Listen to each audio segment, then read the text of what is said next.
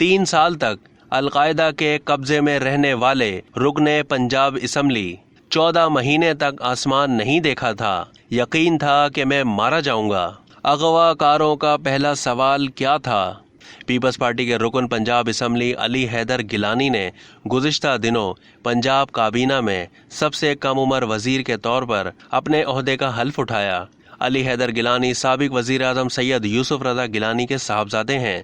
वो 10 अप्रैल 1986 को लाहौर में पैदा हुए और 2006 में ए लेवल पास किया। वो आम इंतखाबात 2018 में रुकने सूबाई असम्बली पंजाब मुंतखब हुए थे। क्या आपको मालूम है कि अली हैदर गिलानी 3 साल तक अलकायदा के कब्जे में रहे और कराची से ताल्लुक़ रखने वाला अलकायदा का एक अहम रुकन ज़िया 3 साल तक उनके साथ रहा। अली हैदर गिलानी के अगवा और फिर रिहाई की तफसीलात इंतहाई परेशान कर देने वाली हैं, लेकिन उन्होंने 3 साल के तवील वक्त में भी सब्र का दामन हाथ से नहीं छोड़ा।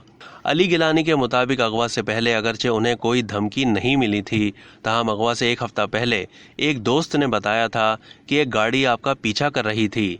अपने अगवा की तफसीलात बताते हुए अली गिलानी ने कहा कि एक इंतखाबी जलसे के बाद बहुत सारे लोगों और अपने 2 मुहाफिजों के साथ मैं जलसा गाह से बाहर निकला तो किसी ने मेरी गर्दन से पकड़कर मुझे ज़ोर से धक्का दिया और मैं ज़मीन पर गिर गया।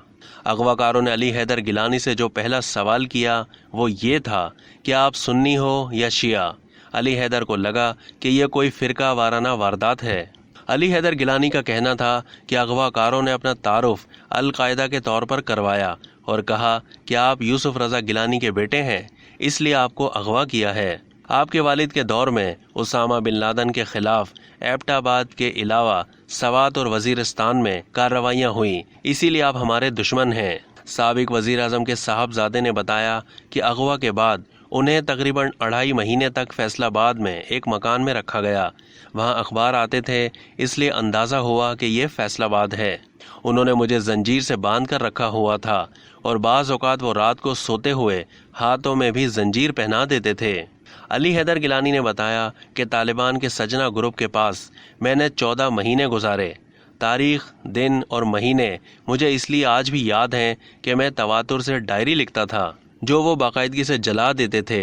उन्होंने मुझे पढ़ने के लिए किताबें भी दी थीं। क़ैद के हालात का जिक्र करते हुए अली हैदर का कहना था कि क़ैद के दौरान मैंने 14 महीने तक आसमान नहीं देखा। कमरे में एक बल्ब 24 घंटे जलता रहता था। कुदरती रोशनी नापैद थी। मैंने एक दिन तंग आकर अगवाकारों से कहा कि कम से कम ये बल्ब रात के वक्त तो बंद कर दिया करो ताकि मुझे दिन और रात का कोई अंदाज़ा हो।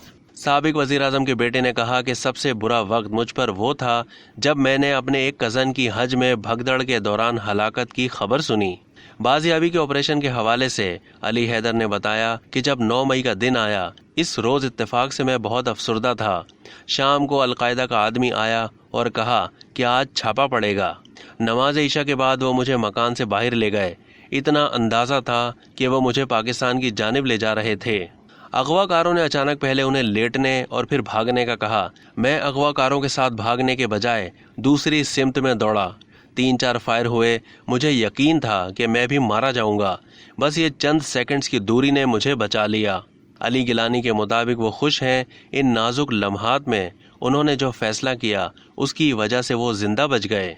पंजाब असम्बली के रुकन का बताना था कि अलकायदा के अगवाकार के मरने के बाद अमरीकी फ़ौजी आया और उसने मेरे हाथ पीछे बांध दिए। मैंने उसे अपना तारुफ करवाया कि मैं अली हैदर गिलानी हूँ और मैं पाकिस्तान के साबिक वज़ीर आज़म का बेटा हूँ, तो वो हैरान हुआ। उसने मेरी आंखों में रोशनी डालकर देखा और कहा कि इसका रंग तो नहीं मिलता। फिर सर देखा और कहा कि हेयर लाइन भी नहीं मिलती। शायद वो किसी और के साथ मुझे मिला रहे थे। फिर उसने अपने हेड क्वार्टर से रब्ता किया और मिनटों में तस्दीक आ गई तो उसने मुझसे कहा, गिलानी साहब आप घर जा रहे हैं। अब तक के लिए इतना ही। मज़ीद मालूमात के लिए डेली जंग के यूट्यूब चैनल को सब्सक्राइब करना ना भूलिए और फेसबुक के पेज को भी लाइक करना ना भूलिए।